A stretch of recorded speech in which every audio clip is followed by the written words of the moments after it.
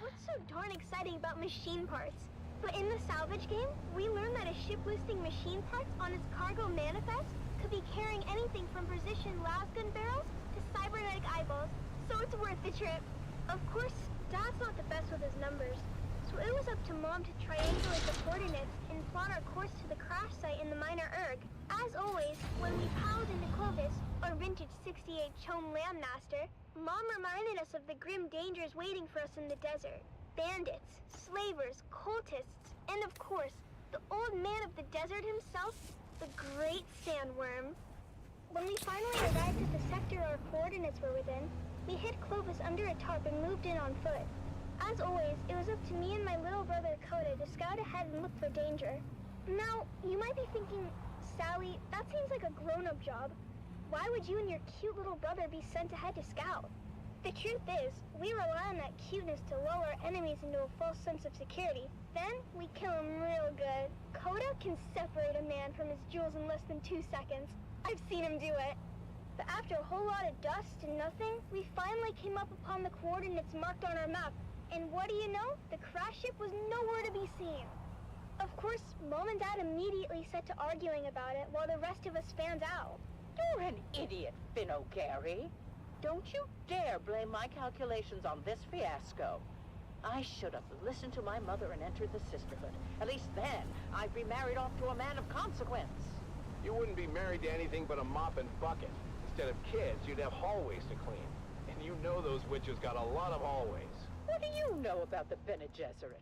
You don't even know how to add. I know one thing I'd like to subtract. Hey, Mom and Dad? Look what Phaedra and Bree just found. While my parents were bickering, my big sisters, Phaedra and Bree, had uncovered a hatch in the ground beneath layers of sand and scree. It took some cutting, some prying, and a whole lot of cussing, but my dad finally got the hatch to open to reveal a ladder going down.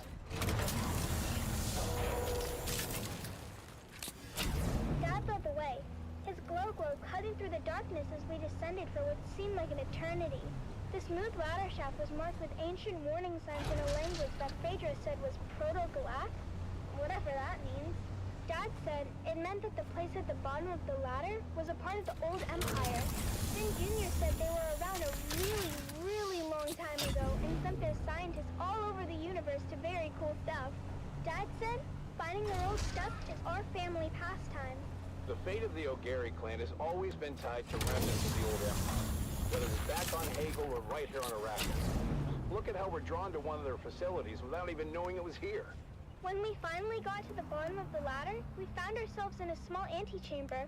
That's when Mom noticed a series of small, almost invisible switches along the wall.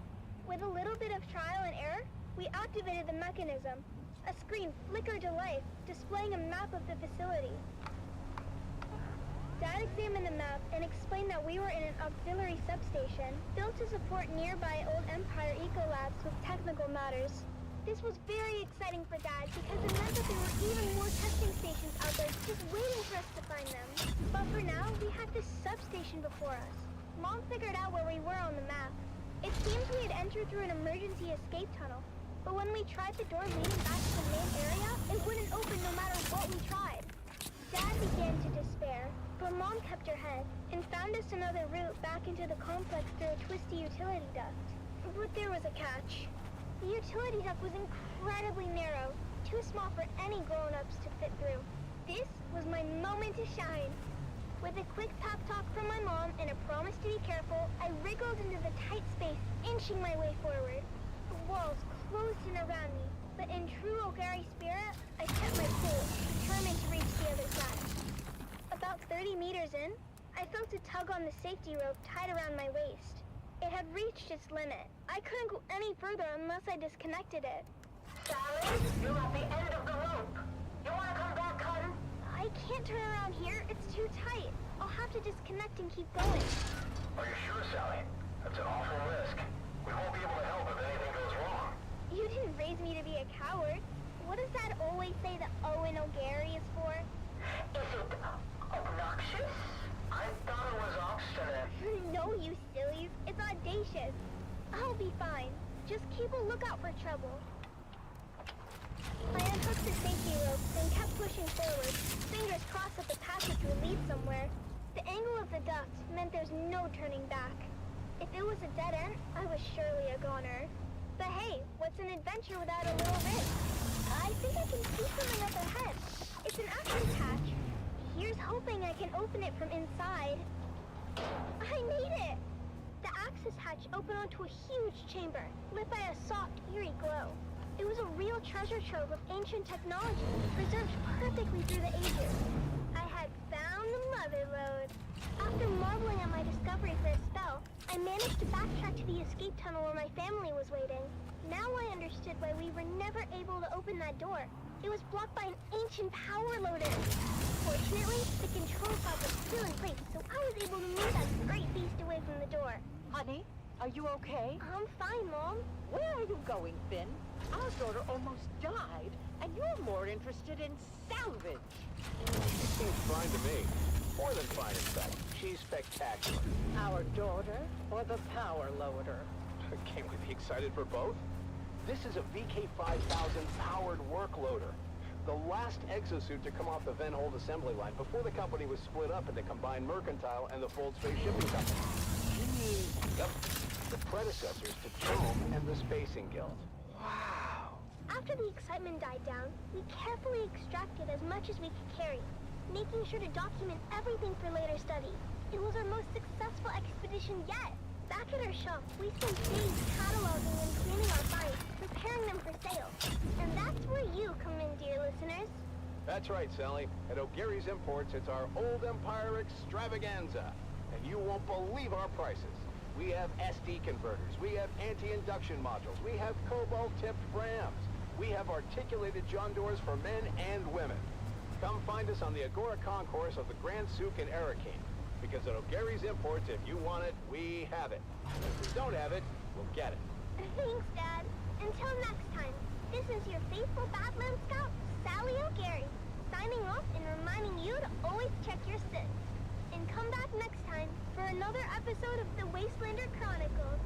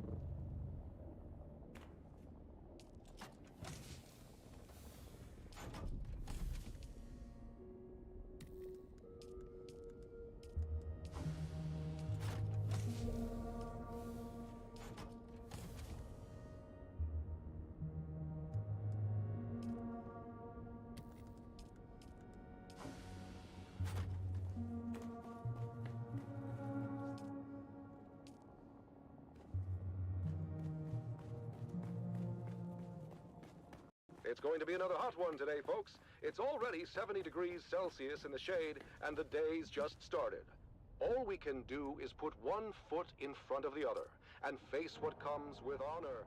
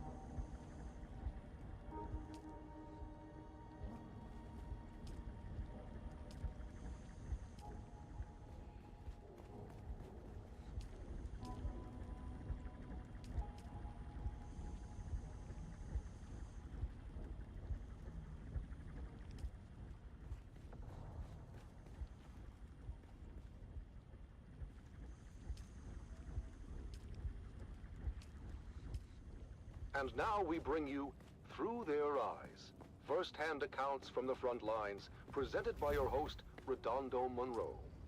Today, in another poignant and moving episode, we delve into the heart of a mother's sacrifice and the bravery of her son, as conveyed through their personal writings.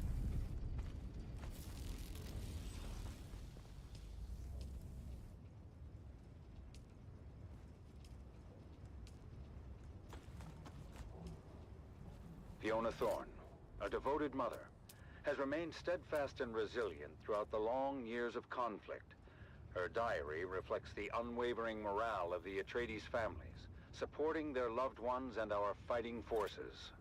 One fateful day last year, our Special Missions cohort executed a daring raid against a Harkonnen position in the minor erg known as Three Rock Station. Sergeant Eric Thorne, a highly trained member of the elite strike force known as Gurney's Own, was part of that operation.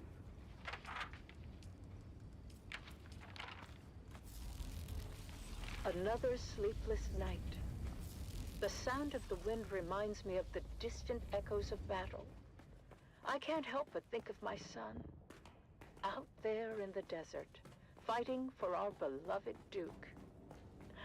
I've heard rumors that Eric was involved in the incursion at Three Rock Station, and that the confrontation became very bloody. But still, he writes that his spirits remain high. I pray for his safety and the swift end of this bloodshed. In his letters sent from his unit, as Gurney's Own are deployed wherever the need is greatest, Eric expresses both resolve and an unwavering commitment to our cause. Mother, the Harkonnens fight viciously, but our intelligence is sound, and we are able to hit them at their weakest. It's hard to remember the peace and serene beauty of our beloved Caladan when all you see is sand and blood. The soldiers in my unit are strong and determined, and I draw strength from their courage. I miss you and home dearly, but I know our struggle is just. After the fierce fighting at Three Rock Station, Eric's unit was redeployed to the Western Reach, striking against Harkonnen spice crews in the deep desert. Through sheer determination, a critical position was taken, but at great cost. The news I hear about Eric's unit is grim. Many lives lost, including some of Eric's closest friends. My heart aches for him and for all the families grieving tonight. Mother, I feel that our small unit is a valuable resource in this war of assassins, but we've lost many good men. My dear friends, it's hard to keep faith when you see so much death. The Harkonnens are brutal and show no mercy, Mother. They burned our wounded alive, and I've seen them torture our captives in ways I can hardly describe. But I remember what you always said about our duty to the Duke, about honor and courage. I try to live by those words, even when everything seems lost. As the confrontations along the demarcation lines grew fiercer, Gurney's Own succeeded in breaking the Harkonnen supply lines, but in many of the missions, they suffered heavy casualties. News has reached us of another successful operation. But Eric's last letter spoke of horrors I can barely fathom. I am hoping now, beyond hope, that his unit will be given reprieve, and that my son will be returned to me. But destiny willed it otherwise, and Gurney's Own were deployed once again to undermine Harkonnen positions near the shield wall. From the mission camp, Eric writes, Dear Mother, I don't know when I'll be able to write again. The Harkonnen positions are strong, and however careful our planning, we are sure to sustain grave losses. But still, none of us hesitates. We fight for House Atreides, for our people. Though I must confess, even the glory of Three Rock Station feels hollow amidst the bloodshed I now have witnessed. I must tell you, Atreides operatives too have been driven to acts I thought unimaginable. And we do what we must to secure victory, but I wonder at the cost to our souls. I miss you. I fear I may never see you again. Later that same month, it was reported that Sergeant Eric Thorne was declared missing in action during a clandestine raid. His mother's heartache reminds us of the ultimate sacrifice made by so many. Eric is missing.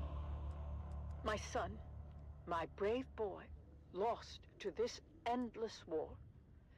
I am proud of him, of his courage and his honor. But I cannot help the bitterness that fills my heart. We give so much, and for what? What good is the... and the when the endless sands of Arrakis swallow our children whole? Fiona Thorne's sacrifice is a testament to the strength and resilience of House Atreides. Let us honor her and all those who endure the trials of this war, as we strive for a future where their sacrifices are not in vain. You have listened to another episode of Through Their Eyes, first-hand accounts from the front lines, presented by your host, Redondo Monroe.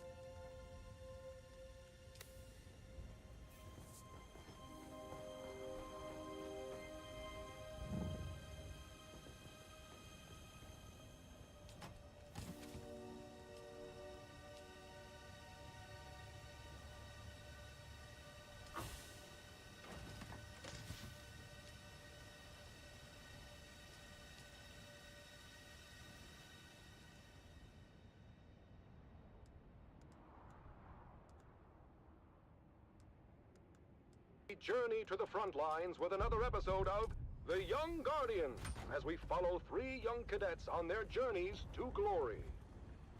And now, The Young Guardians continues, a captivating saga of bravery, loyalty, and sacrifice.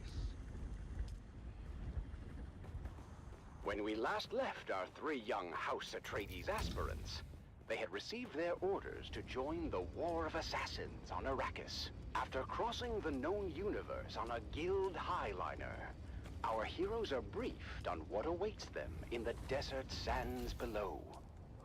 Now, you must think of the planet's surface as you would any environment hostile to human life. Because make no mistake, troopers, while you're there, while there's oxygen to breathe and the atmosphere won't kill you outright, everything else will. Your destination is Helios Gate, a Bastion-class fortress overlooking the northern frontier. You'll be reinforcing 3 Company of the 5th Rapid Deployment Cohort. Captain Amstrad and the Fighting 5th have repelled no less than 23 direct enemy actions in the last standard quarter. That means you'll be relieving some tired and haggard troops. And, just remember why you're here and who you're fighting for. That's right, for the Duke. As our 3 young guardians cross the gangway to their dropship, certain nerves and anxieties come boiling to the surface. Taryn, are you okay? Whoa, you just missed a trooper on the lower gangway. You didn't even notice. Gross. Yeah, I'm okay. Oh, I think that slig chowder isn't sitting too well. It's okay to be nervous, Taryn. I'm bloody terrified. Although I'm not sure if I'm more afraid of the Harkonnen or the planet itself. Both are horrible. But my greatest fear is failure and letting my family down. That's hogwash. You've already lived up to your family name. We were top of our class at the war gym. Our names are inscribed on the Great Pillar. After Aiden and his crew were disqualified. And summarily executed. But I have so much pressure on me to perform.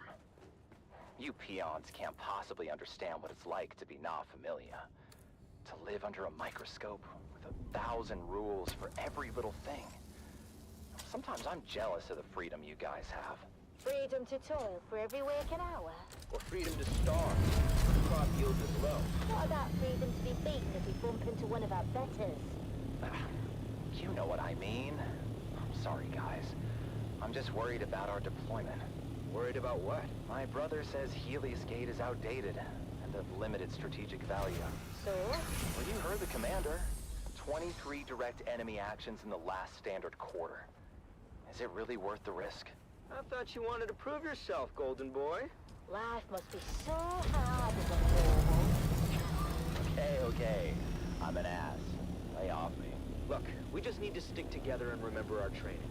And who knows? These things ebb and flow. We may not even see any action for quite some time.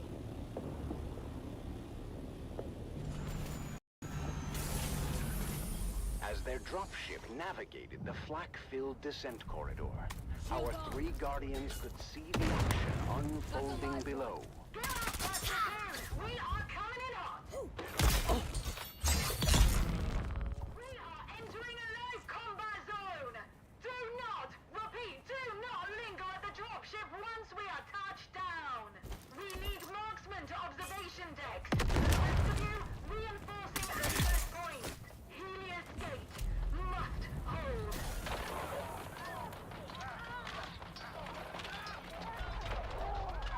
Taryn, Lyra, and Amon are deployed to different positions around the Helios Gate fortress. Taryn is stationed at the main gate, ready to repel all comers, while Lyra is perched on an observation deck with scope and las rifle. They're trying to cut the gate solenoids. We need a marksman tasked on the front gate. I've got you, Trooper. Cuttery, team down. Meanwhile, Amon and his team of Suspensor-born skirmishers streak across the sky through a fusillade of lasgun fire. Land behind them! Land behind them! On my position! Textbook flanking maneuver. The battle raged on as the numerically superior Harkonnen forces pressed their advantage. But while the defenders of Helios Gate were outgunned and outnumbered, their fighting spirit remained unbroken. We're not going to be able to hold the gate for much longer. Can I get another marksman tasking for the front gate? Negative, Trooper. We've got all guns keeping their ornithopters at bay.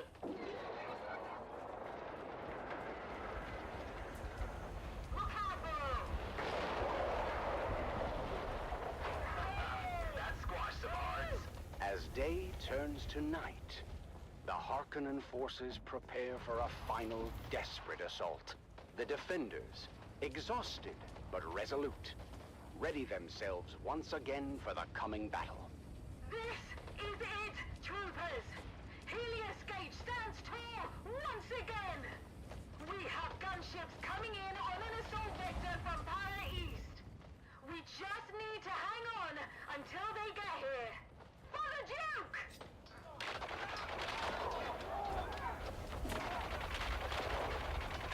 In the thick of the battle, Taryn continues to defend the front gate. His strength and determination an inspiration to those around him. They're trying to break through the old-fashioned way. Lyra's precision fire thins the ranks of the oncoming enemy as Amon is redeployed to the battlement.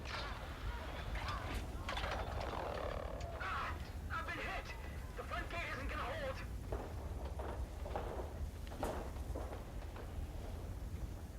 finds himself in a perilous situation. He is injured, and the position he holds is about to be overrun by the enemy. Lyra, from her vantage point, sees Terran's predicament and desperately tries to provide cover fire. Hold on, Trooper. I'm trying to cover you. They just took down many. But then, just as hope seems lost, Amon streaks, suspenser